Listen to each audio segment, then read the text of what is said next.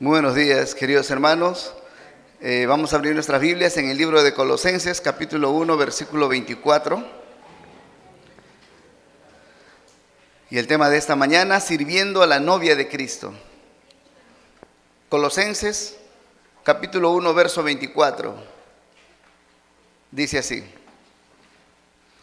Ahora me gozo en lo que padezco por ustedes y cumplo en mi carne lo que falta de las aflicciones de Cristo por su cuerpo, que es la iglesia. Una vez vamos a dar lectura, una vez más, Colosenses 1:24. Ahora me gozo en lo que padezco por ustedes y cumplo en mi carne lo que falta de las aflicciones de Cristo por su cuerpo, que es la iglesia. Hace un tiempo yo veía un programa que realmente me gustaba mucho me gustaba, un programa de cable, que es el precio de la historia. No sé si alguno de ustedes había visto el precio de esos programas de History, el precio de la historia. Me gustaba bastante, realmente me gustaba mucho. Interesante que la gente venía a traer objetos raros, ¿no?, antiguos, de colección, y tenían un precio especial, ¿no? El dueño de la tienda valuaba el objeto, su veracidad, etcétera, etcétera, y según eso le daba un precio.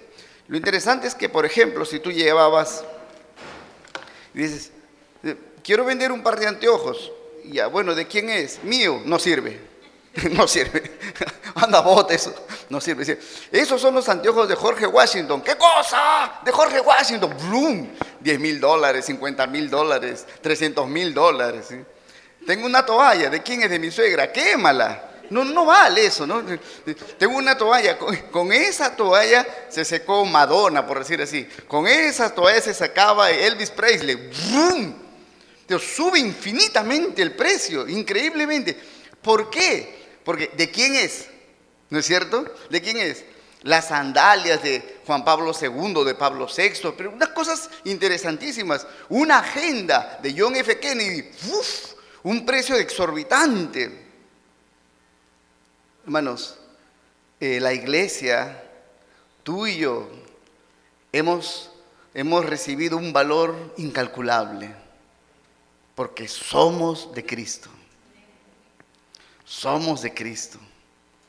Como sandalias no valíamos nada, pero las sandalias de Cristo tienen un valor enorme. Nosotros somos el cuerpo de Cristo. Jesús y nosotros se unió de manera indisoluble y por la eternidad no habrá nada nunca que separe a Cristo de su iglesia. Nosotros, esa unión, hermanos, ese hecho real y espiritual, es ese hecho místico en que tú y yo nos hemos unido a Jesucristo por la eternidad y nos hace que somos de Cristo. Con eso se nos ha asignado un valor infinito, hermanos, infinito. Alguien te ve en la calle y eres uno más del barrio, eres uno más de la empresa, eres uno más de la chamba, eres uno más del colegio. Pero eres de Cristo, vales demasiado. Si eres yo de Cristo, y Pablo siempre se presenta, yo apóstol de Jesucristo, siervo de Jesucristo, eso le asigna un valor enorme. No es el valor intrínseco que él tiene, no. Es el valor de la pertenencia. ¿De quién eres? De Cristo. Vales enormemente. Aleluya. Es el valor inmenso que se nos ha dado, hermanos. Porque somos de Jesucristo. Aleluya. Por eso, hermanos, en este versículo que hemos leído, hermanos, vamos a ver cómo Pablo, el apóstol Pablo, hermanos, se entrega apasionadamente, abnegadamente, sacrificialmente, hermanos, a la iglesia. Porque es a Cristo quien se está entregando. Lo que le hace a la iglesia le está haciendo a Cristo, y lo que le entrega apasionadamente, piadosamente a Cristo, se lo está haciendo a la iglesia. Son uno solo. Cristo es la cabeza, Cristo es la cabeza y la iglesia el cuerpo. Es una sola persona. Somos uno en Cristo. Gloria a Dios. Entonces, por eso podemos entender la entrega tan grande que Pablo tiene por la iglesia, lo que hace, lo que experimenta Pablo por la iglesia.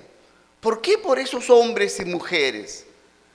¿Por qué por ese grupo de personas que a veces lo maltrataron a Pablo? ¿Por qué? Porque son de Cristo. porque son las ovejas de Jesucristo, porque son hombres y mujeres por quienes Cristo pagó un altísimo precio. Aleluya. Por eso, hermanos, lo que nosotros queramos hacer a Cristo, lo hacemos a la iglesia. ¿Recuerdan un relato en la Escritura en la que una mujer entra en una sala donde está Jesús con fariseos y sus discípulos, y esta mujer se tira a los pies de Jesús y llora y con sus lágrimas lava los pies de Cristo? ¿Recuerdan? Ok, ¿quisieras lavar los pies de Cristo? Amén. Hazlo a la iglesia. Nosotros somos esos dedos sucios del Maestro, empolvados, que si vieras los pies sucios, físicamente hablando, vieras los pies sucios de Jesús por el polvo de su caminar, vieras los pies, no dirías, qué horrible esos pies, no dirías eso. Dice, es del Señor, es tu Señor, son los piececitos del Señor. Te tirarías, le lavarías. Haz eso con la iglesia. Nosotros somos los pies de Cristo, somos el cuerpo de Cristo. Sucios, es verdad, malolientes, es verdad, pero somos de Cristo. Y en vez de echarnos tierra, debemos de lavarnos mutuamente. Gloria a Dios, gloria a Dios, gloria a Dios. Entonces, hermanos, quiero que veamos el gozo que Pablo tiene, el gozo y la alegría, pero tan profundo, tan enorme que Pablo tiene, hermanos, aún en el padecimiento cuando sirve a la iglesia del Señor. Y Pablo, Pedro, los demás apóstoles, todos entendieron esto, hermanos, que seguir a Jesucristo, seguir a Cristo, hermanos, amar a Dios, trae padecimientos. Hay situaciones de sufrimiento por causa del amor que le tenemos a Dios, por causa de nuestra devoción, por causa de nuestro testimonio. Enfrentamos a un mundo caído, un mundo que se ha envuelto en pecados, que no ama a Dios, que no respeta a Dios, que no reverencia a Dios. Y si no ama a Dios y no respeta a Dios, no nos aman a nosotros, no nos respetan a nosotros. Si menosprecian a Dios, también nos menosprecian a nosotros. Esa es una razón por la cual, hermanos, a veces amando a Dios y amando a la iglesia, vamos a experimentar sufrimiento. Dice la Biblia en 2 Timoteo 3:12, y también todos los que quieren vivir piadosamente en Cristo Jesús padecerán persecución. Está dicho y está anunciado. El apóstol Pablo lo dice y le dice a Timoteo, Timoteo, escúchame. Has pasado momentos difíciles, Timoteo es joven y Pablo lo está preparando. Escúchame, Timoteo, yo ya pasé esto y lo vas a pasar tú. Es inevitable, no hay forma de poder escapar a esto. Se sufre. ¿Por qué? Porque vivimos en un mundo que no ama a Dios. Vivimos rodeados de personas que aborrecen las cosas de Dios. Y si tú muestras la gloria de Dios, la magnificencia de Dios, el poder y la sabiduría de Dios en tu vida, vas a encontrar gente que te odie. Pero si tú te muestras medio carnal, más mundano que cristiano, entonces vas a tener el aprecio de la gente. Pero si de verdad muestras la gloria de Dios que hay en ti llevando una vida santa, vas a pasar momentos de persecución. Jesús también lo dijo, Mateo 5, el versículo 11 y 12 dice, bienaventurados, dichosos son cuando por mi causa les vituperen, es decir, los calumnien, los desprecien, los descalifiquen y les persigan y digan toda clase de mal contra ustedes mintiendo. Gócense, alégrense, porque su premio es grande en los cielos, porque así persiguieron a los profetas que fueron antes de ustedes. Hermanos, es nuestra historia. Y por eso los que cuentan la historia del pueblo hebreo dicen, vayamos al origen. El primer mártir de la iglesia, Abel, por dar testimonio con sus ofrendas. No hablo de la cantidad de la ofrenda, sino hablo del tipo y la calidad de la ofrenda. Presentó a Cristo Jesús y por eso su hermano lo mató. Esa es nuestra historia. Y de ahí vienen los hombres y mujeres de Dios, honorables, todos ellos que han vivido arraigados en Jesucristo, mirando a futuro a Jesucristo, han padecido. Entonces, el apóstol Pablo y los demás apóstoles entendieron esto. El Señor Jesús les anunció, cuando esas cosas sucedan, porque sucederán, gócense, alégrense. De Pablo entendí, hermanos, que su servicio a la iglesia era como una ofrenda al Señor. Lo que Él quiere darle como ofrenda a Dios, se lo da como servicio a la iglesia. Y esto es para bendecir a la iglesia. En el siguiente relato, 2 Corintios 4, del 8 al 11, Es un pasaje un poco largo, si pueden leerlo en sus Biblias o también lo tienen aquí. Dice así, Pablo dice, que estamos atribulados en todo, mas no angustiados, dice, en apuros, mas no desesperados, perseguidos, mas no desamparados, derribados, pero no destruidos, llevando en el cuerpo siempre, por todas partes, la muerte de Jesús, para que también la vida de Jesús se manifieste en nuestros cuerpos, porque nosotros que vivimos siempre estamos entregados a muerte por causa de Jesús, para que también la vida de Jesús se manifieste en nuestra carne mortal. Miren lo que dice la última parte de este relato, hermanos. Dice, nosotros en el relato que hemos leído, dice, estamos entregados siempre a muerte. ¿Por quién? Dice, ¿por quién? Por causa de Jesús. Pero el mismo Pablo lo va a explicar en el siguiente relato, versículos más adelante. 2 Corintios 4, versículo 15, el apóstol Pablo lo va a explicar. Dice así, porque todas estas cosas, lo que ha mencionado en versículos anteriores, dice, todas estas cosas padecemos por amor a ustedes, a la iglesia. Dice, todo lo que yo sufro es por causa de Cristo. Y más abajo dice, todo esto es por amor a ustedes. ¿Se dan cuenta que es lo mismo? Amar a Cristo y amar a la iglesia no está separado, nunca. Entonces, el bien que hagas a la iglesia, el cariño, el afecto, el cuidado, la tutela, lo que haces por la iglesia, orando por tus hermanos, intercediendo por ellos, lo que haces, poco o mucho, lo haces a Jesucristo. Qué bendición, hermanos. Por eso Pablo veía su vida y su ministerio, su servicio, hermanos, y para todos nosotros es igual.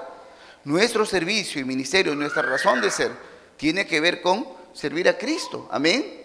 ¿Cómo? Sirviendo a la iglesia. Sirviendo a la iglesia.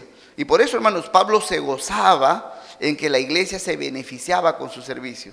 Si la iglesia recibía el trabajo de Pablo y el fruto de eso era que la iglesia crecía en fe, crecía en santidad, que los hermanos de la iglesia avanzaban en su testimonio, crecían en madurez, Pablo decía, gloria a Dios, me alegro por esto.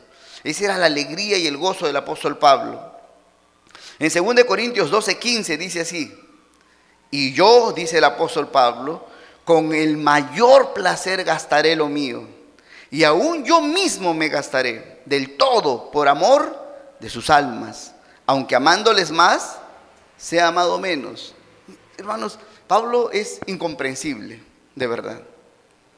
Es difícil de seguir y rastrear a Pablito. Es un hombre increíble, hermanos.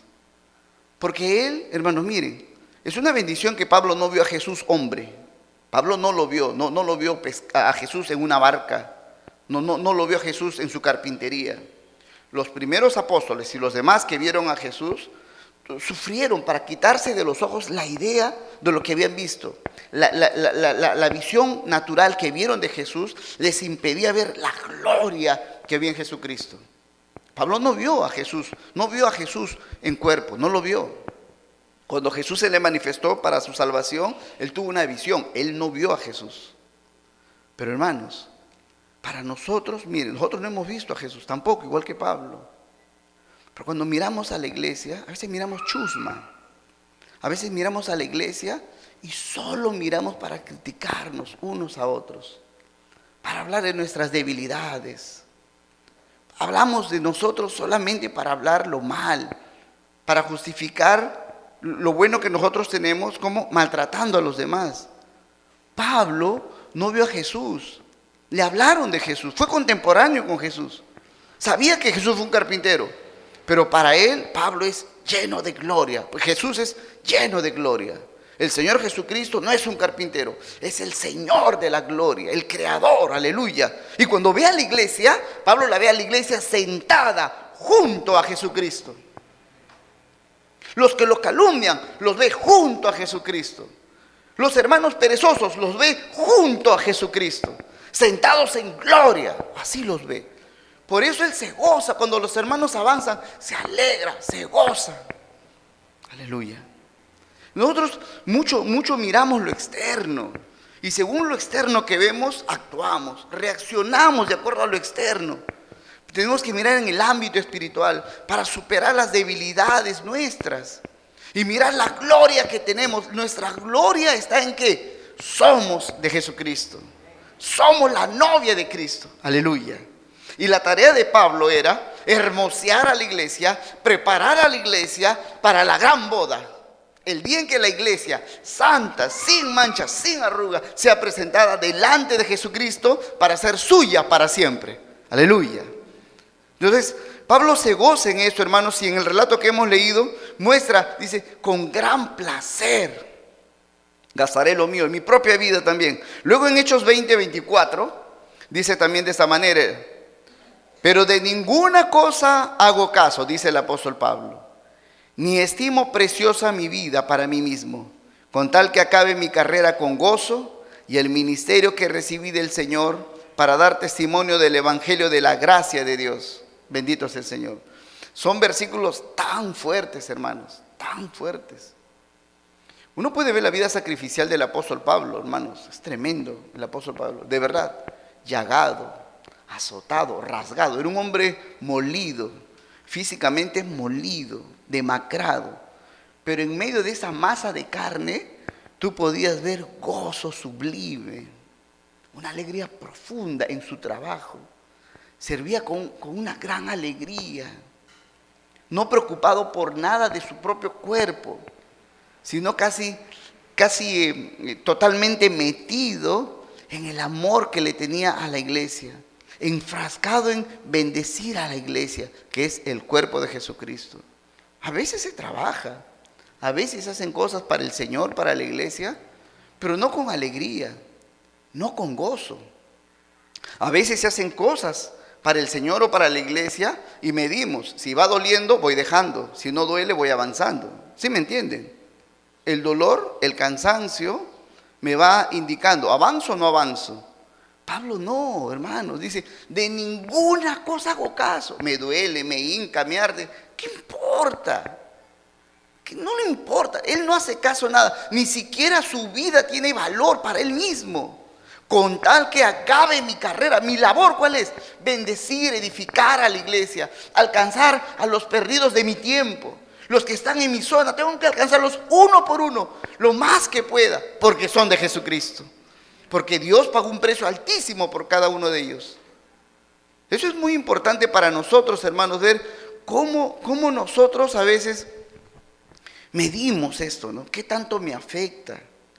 Pablo se estaba suicidando sirviendo a la iglesia, porque amaba a la iglesia, porque amaba a Cristo.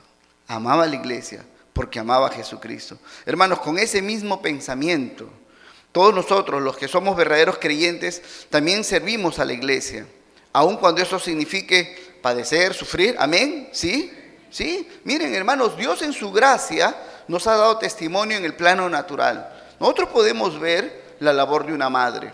Y de hecho, en cierto sentido, nosotros damos un homenaje a la mujer que es madre, que cría a su hijo, a su hija, que soporta los dolores, todos los embates y todos los conflictos y contradicciones que son parte de la maternidad. Porque es bravo, ¿no?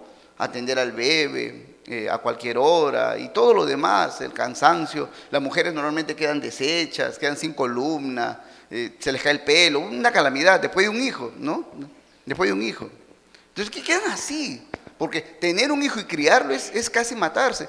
Pero lo hacen. Pero es un ejemplo así pálido de lo que Dios quiere mostrar. Mira lo que hace una mujer por sus hijos, mira lo que hace. Un cristiano verdadero hace más por el Señor y por la iglesia, más. Porque no solo, bueno, chamba, sufre, por Cristo, todo. No, con gozo, hermanos, con gozo. Con alegría, cantando al Señor. Aleluya. ¿Lo podemos vivir, hermanos? ¿Lo podemos experimentar? Más y más. Más y más. Si tú pones junto a Cristo a tus hermanos, los vas a ver gloriosos. Y en su más profunda necesidad, vas a ver que esa es tu necesidad. Mi hermana necesita esto. Es como que yo necesito esto para suplir. Amén, hermanos. Es la visión que el Señor nos ha dado. Entonces, con ese mismo pensamiento, hermanos, con ese mismo pensamiento, nosotros miramos, hermanos, ¿Cómo tiene que ser nuestra actitud frente a la iglesia? Dice este relato en 1 Juan 3:16. Dice, en esto hemos conocido el amor, en que Él puso su vida por nosotros. Amén. ¿Hasta ahí está bien? Gloria a Dios. ¿Qué más dice? También nosotros debemos poner nuestras vidas, ¿por quién? Por los hermanos. No dice por el Señor, porque los hermanos son parte del Señor. Gloria a Dios. Esa es la revelación que Pablo entendió para su ministerio. Por eso un ministerio poderosísimo, incansable. No lo podían detener a Pablo, hermano. No había forma. Quítenle la comida a Pablo. De hambre servía al Señor. El dinero, sin dinero servía al Señor. Masácrenlo, masacrado servía al Señor. Enjáulenlo, métanlo en una cárcel. En la cárcel estaba predicando al carcelero. No lo podían detener. Porque él miraba Cristo y la iglesia. Cristo y la iglesia. La iglesia es de Cristo. Amo a Cristo, amo a la iglesia y los que van a ser parte de la iglesia. Aleluya. No los separó. Ese ha sido un problema serio en nuestra vida. Hacer esa separación. No tenemos no se puede y no tenemos el derecho tampoco para hacerlo. Si tú eres de Cristo, si tú eres del Señor, eres de la iglesia de Cristo, estás sentado junto a Cristo y los demás deben tratarte en esa dignidad. Eres de Cristo, tienes un valor enorme. Y por un alma, hermanos, por una persona que es salva o que va a ser salva, hermanos, podemos dar la vida completamente. Como hemos leído en la Escritura muchas veces, Jesús dijo, ¿no? Yo soy el buen pastor, su vida da por las ovejas, deja las 99 y va a buscar una, al monte ahí, en el peligro, a salvar una ovejita. Dice, porque hay fiesta en los cielos por un pecador que se arrepiente. Aleluya. Es el corazón de alguien que valora esa ovejita. Porque ¿de quién es la ovejita? Es del Señor. Hay que buscarla. Aleluya. Aleluya. Hermanos, hay muchos testimonios en las Escrituras de hombres y mujeres que de verdad, como Pablo, hermanos, se rindieron, pero de una manera incomprensible al pensar de la gente. Un amor demasiado intenso, muy apasionado por el Señor, mostrado en el servicio a la iglesia. Por ejemplo, hemos visto algunos de nosotros la película o hemos leído quizás la biografía de un inglés, Hudson Taylor. Él fue joven misionero a China, pero parte de su biografía que es muy impresionante, él era hijo de 2 cristianos y su biografía cuenta que su papá y mamá de Hudson Taylor, cuando nació este chiquitín, lo dedicaron al Señor. Dice que el papá de Hudson Taylor oraba, no era pastor, no era predicador, pero oraba intensamente por las misiones en China. Él oraba, Señor, por las misiones en China. Millones y millones no conocían a Cristo en China. Y Señor, por favor, las misiones. Oraba. Esa era su oración. Y dicen, cuando Hudson Taylor creció y era fuerte y grande, a la edad de 4 años, fue la primera frase increíble que dijo este hombre. A los 4 años, él dijo, yo quiero, cuando sea grande, ser misionero en China. En China. ¿De dónde salió eso? ¿De dónde? Es que su padre lo envolvió en esa pasión. Y cuando fue joven, después de graduarse como médico, dejó todo, dejó Londres y se fue a China para predicar el evangelio. Pero dejó a su novia, o su novia lo dejó, porque se fue a los barrios más pobres de China, buscando en los lugares más pobres, más miserables de China, a la iglesia de Jesucristo. Aleluya, aleluya. Murió como un miserable, hermanos. Murió como un miserable. Pudo haberse quedado en Londres como médico y ser rico, pero murió pobre, pero lleno de gloria, porque amó a la iglesia. Otro ejemplo es David Livingstone, un misionero inglés. Hermanos, Inglaterra ha dado hijos grandes a la iglesia. Inglaterra, un país pequeño, y por eso se convirtió en una gran potencia mundial, hermanos. Porque Inglaterra dio muchos hijos maravillosos al mundo. Misioneros para África, misioneros para Sudamérica, misioneros para la zona de Asia, en China. Hermanos, en la India. Por eso Dios bendijo a Inglaterra, porque dio muchos hijos para las misiones. Uno de los hijos maravillosos de que salen de Inglaterra es David Livingstone, Era un hombre muy intelectual, muy capaz, era un erudito. Pero adentro tenía una pasión por las almas. Y se enrumbó, hermanos, ¿hacia dónde? Hacia África. Allí trabajó, hermanos, en condiciones terribles, terribles. Predicó el evangelio, ganó mucha gente para Jesucristo. Y allí murió. No se jubiló y se vino a pasar sus últimos 20 años a Inglaterra. No, hermanos, allí murió, en África. Y cuando los africanos lo devolvieron, porque la embajada de Inglaterra pidió el cuerpo de David Livingstone, entonces los africanos, las autoridades africanas, tomaron el cuerpo, lo envolvieron, lo pusieron en un cajón y lo enviaron a Inglaterra. Cuando el cajón llega a Inglaterra, hermanos, y abren el cajón, los funcionarios abren el cajón para darle el tratamiento y enterrarlo, encuentran que había sido abierto aquí y no tenía corazón. Y había una nota que le habían enviado a los africanos. Decían: el cuerpo de David Livingstone es de ustedes, pero su corazón es nuestro. Aleluya. Eso muestra, hermanos. Dice, ese hombre vivió para nosotros. ¿Me entienden, hermanos? ¿Qué tal la entrega de ese hombre? Hombres que pudieron haber sido ricos en su país, pero no les importó eso. Buscaron a la oveja perdida, a la gente cochina, sucia, a la gente maloliente, a gente peligrosa, y lo buscaron en los confines de la tierra, por amor a Cristo y su iglesia. Si en algo podemos soñar, hermanos, es cómo servir a la iglesia. Sueña con eso. Los niños, adolescentes, sueñen con eso. No, cuando sea grande tendré esto y me compraré aquí, viajaré allá. Muere esos sueños, muere esos sueños. Yo también soñé esas cosas y todas terminaron en pesadillas. Dios me dio sueños más gloriosos, más grandes, más sublimes. Cómo alcanzar más gente para Cristo. Y aún dando vida significa que podamos morir. Como Pablo lo dice una y otra vez. Muchos hombres de Dios, hermanos, muchos hombres de Dios, hombres y mujeres que se entregaron abnegadamente por amor a la iglesia de Jesucristo. Y nos han dejado testimonio de eso, hermanos.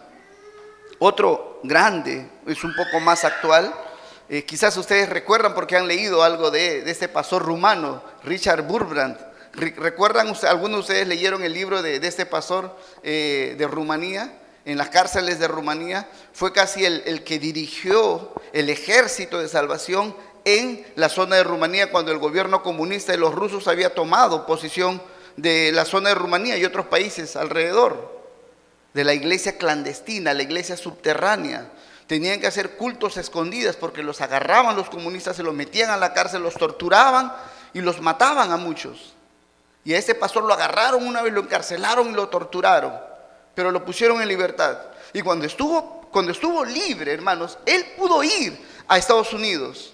Él pudo irse a Estados Unidos y se quedó en Rumanía, donde lo podían agarrar y matar. Y se quedó porque vio que la iglesia le necesitaba.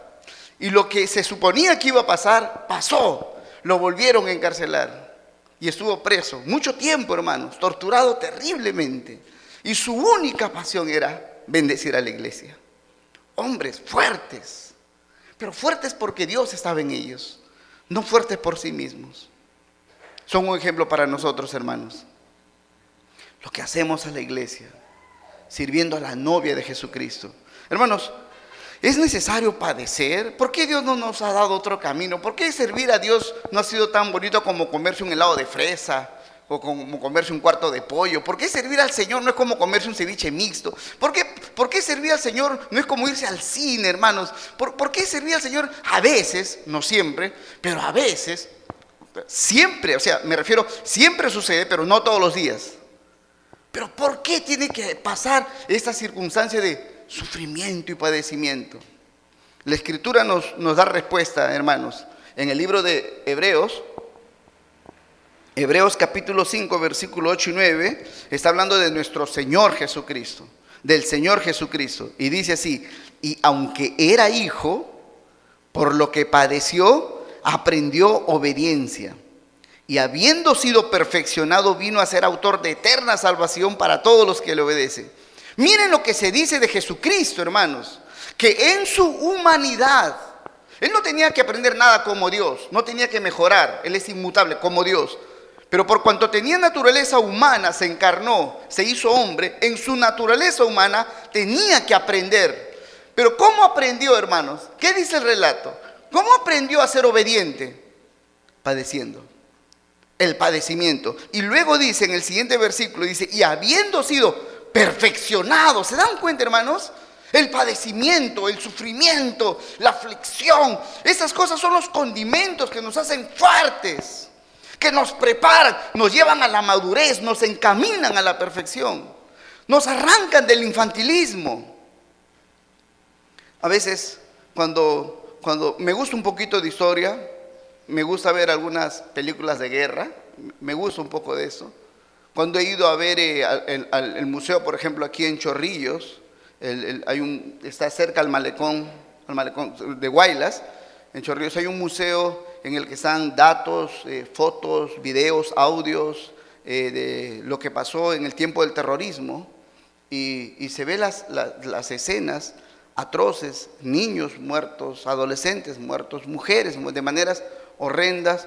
Veo algunas de esas situaciones, veo algunos videos, películas de guerra. Recuerdo, por ejemplo, hermanos, lo que se dice también, lo que sucedió aquí en Lima, la defensa en San Juan de Miraflores, cuando venían los chilenos a invadir, hermanos, los que hemos leído un poquito de historia, cuando venían a masacrar, a violar, a destruir, a avasallarnos. Hermanos, no había hombres grandes, no había armas, no había suficientes escopetas, fusiles, cañones, no había, hermanos. No había muchos hombres mayores que vayan a enfrentar, que hagan la defensa para que no lleguen a Lima, porque estaban conquistando ya la nación. Hermanos, muchos eran niños. Tomaron un palo, algo, hermanos, algo, para defender su nación. Niños. Miren, hombres. Eran pequeñitos, pero eran hombres. Un niño de esos que murió en la guerra, hermanos, aquí en Lima, que murió en la guerra, resucitara y viera a los hombres maduros, diría que somos niños para él. A las 11, 12 de la noche, jugando en el videojuego, hombres maduros, diría, son niños, no son hombres. No pueden tomar un palo e ir a la guerra sabiendo que van a morir, no pueden. Niños. Mira, ¿cuánto hemos perdido nosotros, hermanos? ¿Cuánto infantilismo en la iglesia? ¿Cuánta parsimonia? ¿Cuánto letargo en la iglesia? ¿Cuán entretenidos e hipnotizados estamos en la iglesia? Hermanos, Pablo vio, hermanos, la urgencia.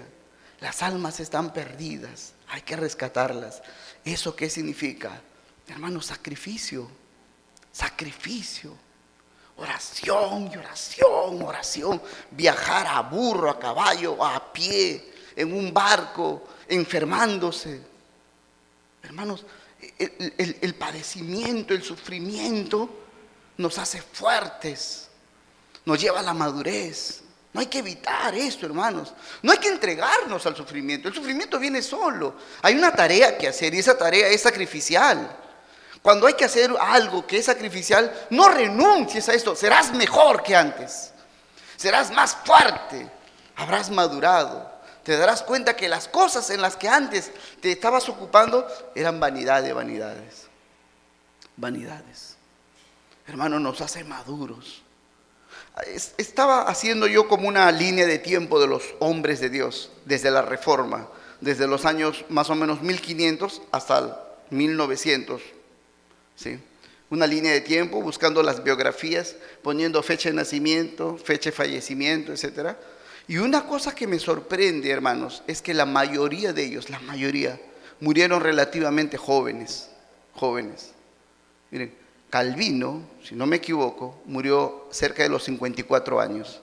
Para mí es joven, yo estoy casi cerca de esa edad. Pero en poco tiempo hizo más que 100 hombres, hermanos. Hay gente que ha vivido más de 100 años y no ha hecho como si hubiera vivido un año. No han hecho nada. Se han paseado por la tierra, no han hecho nada. hombres de Dios. El príncipe de los predicadores, Carlos Spurgeon, el príncipe de los predicadores, así se le llamaba, porque era un poderosísimo predicador bautista, pastor bautista. Murió cerca de los 50 años. Pero dicen que él en su ministerio evangelístico ganó cerca de 10 millones de personas en su iglesia. 10 millones. Hizo más que gente que vive hasta los 60, 70. ¿Cómo es posible que vivieron tan poco tiempo? Es el patrón, hermanos, lo he visto. He visto la vida de muchos de ellos. Murieron relativamente jóvenes. Digo, ¿por qué? Porque se acabaron. Acabaron sus vidas. A los 50 estaban deshechos, ya no podían vivir más. De un joven se habla, David Brainerd. Es impresionante. Se convirtió adolescente y tuvo un llamado tan fuerte a las misiones. Quería ir a predicar a las zonas donde habían indígenas. Y se fue a predicar, un misionero joven. Y él escribe un diario, y es famoso por el diario que él escribe. Y en su diario él escribe, por ejemplo así: me levanté temprano, dice, me levanté temprano de madrugada. Y dice, gracias Señor porque pude orar por la iglesia. Y después más tarde, en la misma hoja, vuelve a escribir, Señor, después del almuerzo, es mi tarea orar. Y ora. Y dice, ya oré, ya cumplí mi tarea. Y todo su diario es eso, hermanos. No cuenta otras cosas más que eso. Pude orar, Es un hombre que vivió de oración. Murió a los 29 años. Joven. 29 años. ¿Saben de qué murió? Tuberculosis. ¿Por qué? ¿Por qué murió de tuberculosis? ¿Tomaba Inca-Cola todos los días? No era irresponsable. David Brainerd ayunaba como si le pagaran. No comía. Ayunaba en oración.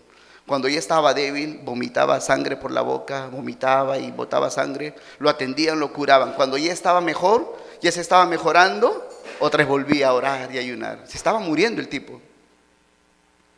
Por la iglesia. Hermanos, moribundo, 29 años. Moribundo. Si nosotros le preguntáramos, David Brainerd, pero ¿no te amas? No, sería su respuesta. No me amo. Amo a la iglesia. Le preguntaron a Jesús, estaba en la cruz, ¿no eres el Hijo de Dios? Baja de la cruz. ¿Qué dijo Jesús? No dijo nada, es suficiente. El silencio es suficiente. Nunca. Es por amor al Padre y por amor a los perdidos que tiene que ir a la cruz. No se ama a sí mismo. No hay tiempo para el amor a sí mismo, hermanos. Dios nos llama a escapar de eso. El gran mandamiento es ama a Dios por sobre todas las cosas. Y el segundo mandamiento es ama a tu prójimo como te amas. Porque nosotros nos amamos y nadie nos tiene que enseñar a amarnos. Nos amamos en demasía. Nos amamos extravagantemente. Tenemos que escapar de ese amor propio para amar a Dios y amar a nuestro prójimo, la iglesia de Jesucristo. El sufrimiento, hermanos, es parte de nuestro amor y devoción a la iglesia. Y esto es un mecanismo que Dios utiliza para llevarnos a la madurez, para llevarnos a la perfección. Pero, hermanos, también el apóstol Pablo y muchas escrituras nos muestran algunas ayudas, hermanos, para poder gozarnos en el tiempo del padecimiento. Porque en el tiempo del padecimiento a veces quieres renunciar. Honestamente, ¿alguna vez ha pasado por tu mente o corazón ese sentimiento, el pensamiento de hasta aquí nomás? Levanten la mano. Hasta los que no han venido levantan la mano. Sí, ellos hace rato levantaron la mano, por eso que no han venido. Es que nos pasa a todos. Pablo mismo, los demás apóstoles, en un momento, ¿por qué tengo que sufrir esto? Pero hay palabra de Dios que nos muestra, que es un soporte, hermanos, que nos ayuda, que nos ancla para no volver atrás, que nos afirma. Y el apóstol Pablo nos dice, por ejemplo, en el libro de Romanos, capítulo 8, versículo 18, de esta manera: pues tengo por cierto que las aflicciones del tiempo presente no son comparables con la gloria venidera que en nosotros ha de manifestarse. ¡Aleluya! Él mira, hermanos, él mira el sufrimiento y dice, esto no se compara a la gloria que viene, a la recompensa que Dios tiene para nosotros. Luego en 2 Corintios, capítulo 4, verso 17, dice el apóstol Pablo, porque esta leve tribulación momentánea produce en nosotros un cada vez más excelente y eterno peso de gloria. Aleluya. Es la visión que Él tiene. Es verdad, el sufrimiento puede ser motivo de que tú renuncies o tires la toalla, pero Pablo la compara. Es verdad, se sufre, sí, pero compara el sufrimiento. Miren, hermanos, el sufrimiento de hoy no es lo mismo que sufrir en el infierno. Es indescriptible el sufrimiento y el dolor eterno en el infierno. Pero también lo que se pasa aquí por Cristo y por la iglesia, hermanos, es incomparable con el gozo y la felicidad que tendremos allá en la gloria eterna. Amén. Por eso Pablo dice, está leve. Oye, Pablo, ¿tú estás loco? ¿Tanto golpe te ha hecho daño a la cabeza? Dice, leve tribulación, leve. Nosotros, quizás los varones, bueno, a mí de niño me gustaba ver Cachascán. Me divertía, ¿no? Y hace años aquí había en el Perú, en el Coliseo Amauta, hace años, muchos años, el campeonato de Cachascán. El Perú también tiene lo suyo. Claro, pesaban 20 kilos los peleadores, pero ahí estaban, ¿no? No es como los cachacanistas de Estados Unidos, ¿no? Que son enormes, como el Increíble Hulk. Pero a mí me gustaba ver, me encantaba ver cómo un tipo lo agarra a otro y lo avienta por el aire y después salta y le mete un codazo en el cuello y le hace cosas para matarlo. Pero nosotros sabemos que todo eso es finta, es teatro. Pero yo me la creía, ¿no? Y me gustaba, como varoncito, me gustaba ver esas luchas y peleas. Hermanos, en la vida cristiana no es finta. En la vida cristiana es real. Hay golpes. La vida cristiana sí hay golpes, de verdad. Pero hermanos, también hay algo que es verdad. Hay una gloria que nos espera. Hay una gloria eterna. No es mentira, hermanos. No es mentira. La Escritura nos afirma, hermanos, que para nosotros hay recompensa eterna. Hermanos, cuando suframos 20, 30, 50 años, hermanos, de verdad, es una eternidad, es incomparable. Mire, el tiempo aquí es poco en realidad para lo que nos espera, es una eternidad. Calvino dijo esto: el tiempo aquí es tan corto que solamente nos sirve para prepararnos para la eternidad. Estamos de tránsito, soportamos el golpe en el caminar y estamos aquí para salvar a los que han caído, para los que el Señor quiere rescatar, pero mirando al cielo. Esa es la visión del apóstol Pablo. También el apóstol Pablo, hermano, sabía que es un privilegio sufrir por Cristo. Filipenses capítulo 1, versículo 29, dice así: porque a ustedes, dice el apóstol Pablo, les es concedido a causa de Cristo, no solo que crean en Él, sino también que padezcan por Él. Es un privilegio, es un privilegio que Dios te ha regalado la fe. Tú no ibas a creer nunca y te ibas a ir incrédulo al infierno. Dios te ha regalado la fe, amén. La fe es un regalo de Dios, no es de nosotros, es un don de Dios, dice el libro de Efesios capítulo 2. La fe que tenemos no salió de nuestro corazón, Dios la puso para poder creer en Él, en nuestro Salvador. Es un regalo, nos han concedido el creer, y es un valor creer, ¿o no, hermanos?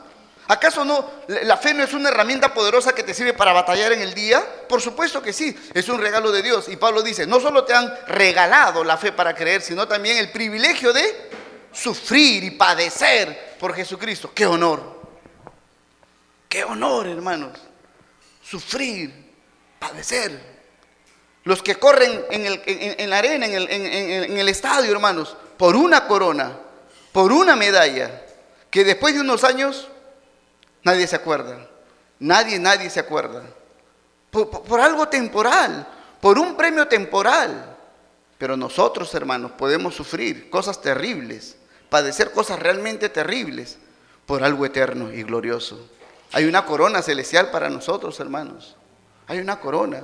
Hay hombres allí en el cielo. Juan vio eso en el Apocalipsis, que se postraron delante del Cordero de Jesucristo y echaron sus coronas. O sea, el premio lo pusieron delante de Jesús en adoración. Yo no merezco, te lo mereces tú. Pero la honra que se les dio de que se les haya dado coronas, hermanos, es un símbolo, es una metáfora. Pero puedes imaginarte el día que tú llegas a la presencia del Señor y recibas tu corona. No digo una corona, pero el reconocimiento: bien, buen siervo, pasa al gozo de tu Señor. Es indescriptible. Ese día, hermano, todo lo que pudiste haber sufrido por la iglesia no será nada. Nada, nada, nada, nada. Aún si nos hubieran asesinado, nos hubieran matado o quemado o cortado en pedazos, y llegas a la presencia del Señor y entras en gloria, en victoria, a un lugar honorable por tu servicio y tu ministerio, dirás, todo lo que sufrí no era nada para lo que estoy recibiendo, no era nada. Quisiéramos verlo, hermanos, para empujarnos a servir más al Señor, para ser más abnegados, para tener un servicio más sacrificial, verdadero, hermanos, para optar por el Señor, su iglesia, el valor que le damos a las cosas del Señor. Pero también el apóstol Pablo nos dice en 2 Timoteo, el capítulo 4, 16 al 17, dice así: en mi primera defensa ninguno estuvo a mi lado, sino que todos me desampararon. No les he tomado en cuenta, pero el Señor estuvo a mi lado y me dio fuerzas para que por mí fuese cumplida la predicación y que todos los gentiles oyesen. Entonces, el apóstol Pablo, hermanos, nos está mostrando esto también. ¿Cómo puede ser fuerte y superar el momento, hermanos, de la dificultad, del padecimiento, del sufrimiento? ¿Cómo lo puede soportar? Él dice, no está solo. Dice, para comprobarlo, Dios me dejó solo. Los que me seguían se fueron. Él lo dice. Demas era uno de sus discípulos. Dice, Demas me abandonó amando este mundo. Asunto de él. Y se quedó solo, hermanos. Solo en su primera defensa. No hubo quien lo aliente de los que estaban con él. Solo, Pablo dice. Pero no estuve solo, sino que el Señor estuvo a mi lado. Aleluya. ¿Qué más? Si de verdad le puedes ver, no te sientes solo. Es más, la gente puede significar incluso un bulto para ti. Vio al Señor, no estoy solo, y me dará fuerzas para dar testimonio. Aleluya. No estamos solos. Y como dice en Hebreos versículo 5, 13:5, dice, sean sus costumbres sin avaricias, contento con lo que tienen ahora, porque Él, el Señor, dijo, no te desampararé ni te dejaré. Aleluya. No nos deje el Señor. No nos abandona, hermanos. Nos ayuda. Nos cuida y nos guarda, conforme a su sabiduría, a sus propósitos, conforme a los planes que Él tiene para nosotros. No nos deje, hermanos. Dios a propósito hace que la gente te abandone. Eso viene de parte de Dios, aunque la gente está actuando mal, pero eso viene de parte de Dios. Son los decretos soberanos de Dios para con nuestra vida. Dios a veces nos deja solos. ¿Para qué? Para que estés con Él y solo con Él y sepas que Él nunca te dejará. Nunca, nunca, nunca. En el momento más difícil, no hablo de un problema, fundamentalmente hablo de tu servicio al Señor, para que sigas sirviéndole. Un pastor americano contaba su testimonio y él decía, el Señor le había hablado al corazón para que él vaya a uno de los países comunistas en Europa del Este. Se resistía porque el misionero que iba en ese tiempo, ¡pum!, a la cárcel. Ya no había reportes, no había reportes, o sea, no hay reportes, está en la cárcel, torturado. Pero el Señor le hablaba al corazón, le hablaba. Hasta que ese pastor dijo, está bien, voy a ir. Pero dijo, pero tengo miedo. Es su naturaleza, no su manera, tengo miedo. No quiero que me maltraten, no quiero morir. Pero fue, sacó el pasaje, y como tenía una profesión aparte de ser pastor, entonces él iba a ir con esa profesión, no como pastor. ¿Sí?